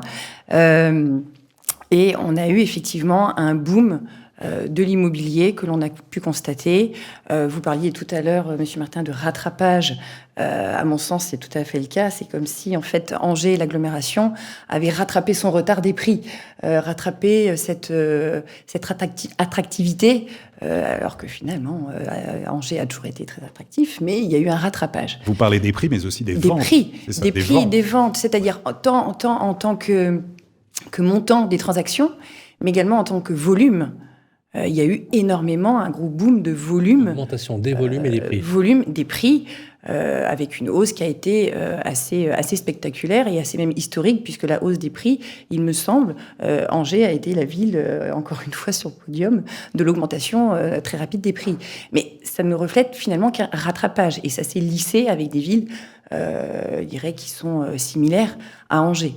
Est-ce que l'attraction qui fait que on est très près de Paris, finalement, avec le TGV, a encore plus dopé, à l'instar, effectivement, du Covid, qui a certainement accéléré le process, l'attractivité de la ville? C'est effectivement une explication. Monsieur Martin ? Oui. Pardon. Non, je voulais... Je pense qu'il y a une part de ça. Enfin, en tout cas, on l'a noté, bien sûr. C'est à côté. C'est à côté, c'est 1h35, 1h25, 1h35 de TGV. Certes, mais depuis je recherche les chiffres dans ma tête, mais pour être précis, depuis 7 ans, il y a 11 000 emplois qui ont été créés dans le territoire de l'agglomération angevine. Donc c'est aussi de façon endogène une croissance du territoire, de l'économie. Il y a combien d'habitants dans l'agglo 300 000. 300 dans l'agglo. 300 000 dans Et l'agglo. 190 000 intramuros. Non, 158. 158 000 intramuros, ah oui. Vous confondez avec le Havre. Oui, pardon. Monsieur est informé. Et voilà, donc en plus de la on va dire des changements de région, on a cette attractivité économique renouvelée et développée depuis quelques années. Alors, ça, tout à fait. Maître, justement, on le voit d'ailleurs dans toutes les villes, on se déplace avec Sylvain, avec toute l'équipe des Clés de la Ville, il y a un ralentissement de l'activité partout. Oui, c'est vrai. C'est le cas à Angers aussi. Voilà, donc quelles sont les raisons alors ? Pour reprendre votre question initiale, vous me disiez aujourd'hui, comment nous portons-nous ? Pour pouvoir vous répondre, il a fallu que je compare avec ce qui s'est passé donc ces 2 dernières années. Donc là, effectivement, en 2023, aujourd'hui, on ne peut que constater qu'un ralentissement du volume des transactions. Cette montée en flèche des prix est arrivée, à mon sens, sur un plateau qui restait haut, puisque, comme tout vendeur, on veut vendre au meilleur prix. En étant un petit peu nostalgique des 2 années où on a peut-être perdu le coche d'avoir vendu au meilleur prix, de vouloir vendre vite au meilleur prix tout de suite, aujourd'hui, non. Fort est de constater que nous avons Et les vendeurs, le temps qu'ils réagissent, voilà, après, ça va aller crescendo. Il y a plein d'éléments, si vous voulez, qui viennent aujourd'hui expliquer ce phénomène. Oui, alors vous avez avant l'acquéreur, c'était bon, vite, j'ai trouvé mon bien. Oui, il y a des travaux à faire, mais c'est pas grave. Je sais qu'il y a des travaux, c'est inhérent même à mon achat. Vite, signons le compromis parce que je veux bloquer le bien. Oui. Voilà, bon, très bien. Et puis, une fois que j'aurai mon compromis en main, je sais que voilà, le vendeur est engagé. Je vais aller voir mon courtier, mon banquier, et puis on va commencer à discuter. Aujourd'hui, c'est plutôt l'effet inverse. C'est-à-dire que l'acquéreur, on va dire raisonnable, ils ne le sont pas tous, mais on en a quand même beaucoup, qui vont d'abord aller voir leur banquier, leur courtier, pour pouvoir savoir... que puis-je faire avec mon enveloppe? Déjà, quelle est l'enveloppe que vous allez bien vouloir m'accorder? Parce qu'on est vraiment dans ce registre-là. Et surtout qu'en plus, les acquéreurs ont bien compris l'augmentation. Par la force des choses, on le leur dit. C'est quoi, 250-300 points de base d'augmentation juste sur une année, c'est colossal. Et en plus, un élément multifactoriel qui fait que, globalement, l'ambiance n'est pas très très bonne pour les porteurs de projets. Est-ce que, justement, dans votre retour d'expérience, vous avez l'impression que ceux qui portaient leur projet, finalement, vont rester en location parce qu'ils se disent, je vais peut-être en train de voir ce qui se passe, pouvoir d'achat, économie, incertitude. Est-ce que vous le sentez ou pas? Oui. Il va y avoir un tassement, voire même une baisse, peut-être. Alors, une baisse, Ou un ralentissement de la hausse, peut-être. Ralentissement. Clairement, il y a un ralentissement de la hausse. Une baisse, je ne sais pas, mais un ralentissement, clairement, il y en a.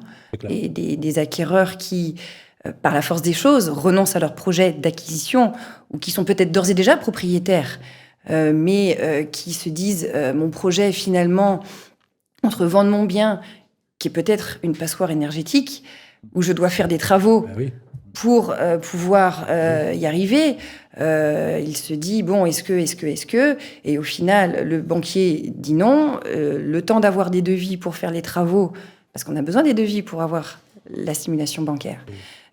Donc il se dit, finalement, je vais peut-être améliorer comme je peux mon habitat existant. Et je vais y rester pour l'instant. On verra bien. C'est l'un des freins, effectivement, qui est évoqué, notamment maintenant qu'on regarde de plus en plus, et ce qui est normal aussi, les budgets travaux à la loupe, avec l'impact du DPE, évidemment. Alors, Maître, si l'on devait prendre une photo des différents quartiers à Angers, un petit peu, qu'est-ce que vous pouvez nous dire? Notamment les quartiers émergents. Les quartiers porteurs. Si on a un peu d'investisseurs aussi, quand même, qui continuent à investir, il faut dire aussi les choses. Ah oui, il y en a. Quels seraient les quartiers qui, selon vous, permettraient, par exemple, d'avoir une circulation? Peut-être évoquer les taux de rendement, c'est bien. Est-ce que les taux de rendement ont été ou pas impactés aujourd'hui? Et puis, comment, effectivement, on a bien compris, les acquéreurs ont perdu la pièce qu'ils avaient gagnée grâce à une politique de taux d'intérêt historiquement les plus bas. C'est juste. J'ai l'âge d'avoir connu des taux d'intérêt à 14%, donc on se dit quand même que ça reste quand même si c'est trop... Il y a une marge. Ça reste quand même pas cher. Ça reste quand même pas très cher, mais le temps d'éduquer un public, ça ne doit pas être évident. Justement, parlez-nous de ces quartiers justement qui émergent ici à Angers. Alors, sur les quartiers émergents, moi je ne suis pas notaire intra-muros, mais on fait très lasé. Bon, il y a quand même des transactions sur Angers. Effectivement, il y a des villes qui ont été très attractives et qui le sont toujours. J'ai envie de citer le Plessis-Gramoire, Saint-Barthélemy d'Anjou, qui sont des villes qui ont été très, très, très, très recherchées. Mais il n'y avait plus grand-chose au bout d'un moment, à la fin de ces fameux 2 ans. Il a fallu aller un petit peu plus loin. Il y a Loire-Othion qui continue de se développer. Alors, c'est une communauté de communes, Loire-Othion, qui se développe excessivement. Avec de la demande en location. Avec une vraie tension locative. Alors, par rapport à la location... Si on a des investisseurs qui veulent effectivement investir pour la location, est-ce que le marché de la location reste quand même suffisamment en tension? On n'a pas trop de vacances. Non, par la force des choses. Je dirais, en tant que un investisseur sur le locatif, il va aller dans ces secteurs qui peuvent paraître finalement loin, pour des candidats étudiants, par exemple, mais il va investir. J'en ai eu qui achètent des maisons, qui les réhabilitent pour pouvoir créer du locatif. Tout à fait. Taux de rendement? Alors, par rapport au taux de rendement, si vous voulez, c'était un petit peu, j'ai envie de dire, le revers de la médaille, d'où la création de plusieurs logements dans ces logements-là, qui peut-être initialement étaient faits pour 4 logements, on va en créer 8, pour pouvoir, on va dire, rebondir. Parce que si vous avez un logement qui, avant Covid, était évalué X et qui devient 2X, vous n'allez pas pouvoir vous permettre de multiplier par 2 votre loyer, avec des locataires parfois qui sont toujours en place. Donc, c'est là où il faut trouver. Et au mètre carré, les loyers se situent aux environs de combien? On est à moins de 10 € le mètre carré? On a combien? Par rapport... tout dépend des secteurs. D'accord. Et dans les secteurs que vous avez indiqués? Le secteur, justement, si on évoque le centre, pour bien avoir en tête l'évolution des prix, notamment sur Angers, sur la ville d'Angers, où est-ce qu'on en est exactement? Alors, on en est sur de la stagnation, les chiffres exacts de la location. Autrement, pour acquérir un bien, on est plutôt sur 4 500 € par mètre carré, plus Sur le centre-ville ? Non, sur le centre-ville, on va être un petit peu en deçà. On n'est pas encore au prix du neuf. Oui. On va être en deçà. Mais effectivement, vous pouvez avoir... on est dans les 3000, 3500. Ah oui, quand même. Vous pouvez, oui. Oui. Sur les mêmes parfois des petites surfaces, il y a eu plus important dans le secteur ancien. Bien sûr. Vous pouvez avoir... Après, vous avez toujours l'exception qui confirme la règle avec des biens d'exception, des super appartements, des super herbes maisons. Et Dieu sait qu'il y en a... Le rêve de maison, où est-il ce rêve de maison ? Est-ce que c'est les communes aux alentours ? Le rêve de maison, alors j'ai envie de dire... je vais parler pour moi-même, par exemple. Bien entendu. Bien sûr. Indépendamment d'être notaire, je reste une habitante angevine. C'est la fameuse maison typique angevine, qu'on appelle l'angevine, voilà, avec ses caractéristiques, ces petites pièces. C'est ces maisons angevines en plein cœur de la ville, parce que justement, vous êtes en plein cœur de ville, tout en étant, je ne vais pas dire à la campagne, mais le verre est là. Merci. Toute dernière question, on a déjà dépassé largement le délai. En cette période justement d'incertitude, en quoi il faut être particulièrement attentif aujourd'hui quand on souhaite vendre ou acheter un bien immobilier ? Quels sont vos bons conseils dans le domaine ? Bons conseils, déjà, arrêtez d'être nostalgique sur la période passée. Même si la période n'est pas très très lointaine finalement. C'est là qu'on se dit, mais si j'avais été... si vous saviez le nombre... Je veux dire, il y a 25 ans, je me posais déjà la question. Donc oui, beaucoup viennent de me dire, mais si on avait pu, avec des voilà, on referait le monde, d'essayer d'être raisonnable. Mais bon, quand on est vendeur, on veut toujours avoir le meilleur prix, ce qui est parfaitement normal, parfaitement humain. Essayer d'être raisonnable, essayer aussi du côté acquéreur d'être raisonné, parfois de réaliser concrètement que puis-je faire et de... je dirais pas de mettre ses rêves de côté, loin de là, il faut garder ses rêves, mais d'être plus réaliste, d'être plus raisonnable. Peut-être aujourd'hui. Et d'être patient. Parce que je ne sais pas demain de quoi sera fait. Raisonnable, éviter la nostalgie et la patience, ce ne sont que du bon sens. Applaudissements pour Maître Bellion Louboutin. Restez avec nous.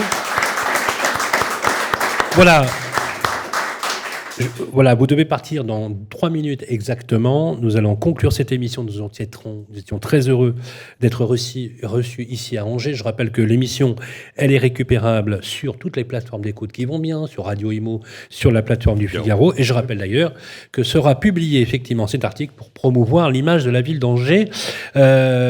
Si vous deviez qualifier Jacques-Olivier Martin d'un adjectif spontanément qui vous viendrait à l'esprit pour parler de votre ville, lequel vous viendrait à l'esprit ? Équilibre. Équilibre dont on a hérité et que l'on essaye de faire perdurer par la stratégie et la vision que nous avons pour les enfants. Équilibre. Pour un homme politique, c'est plutôt pas mal. Équilibriste. Équilibre, Maître Louboutin, si vous aviez un adjectif... J'ai eu le temps de réfléchir. Sérénité. Voilà.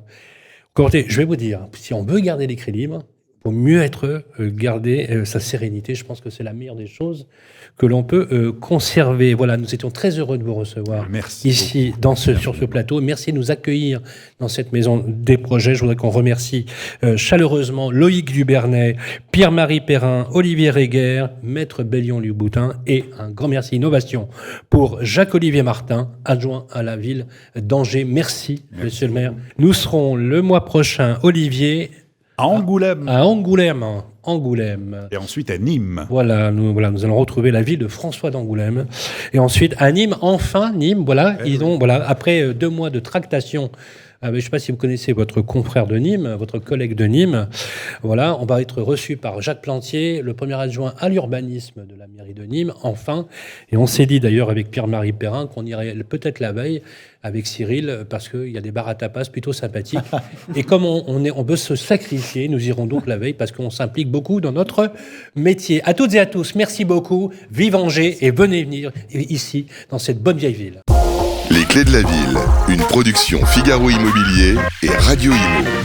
En partenariat avec le Conseil supérieur du notariat, Elio, Arkea Banque Entreprise et Institutionnelle et Nexity. Présenté par Sylvain Lévy-Valency et Olivier Marin.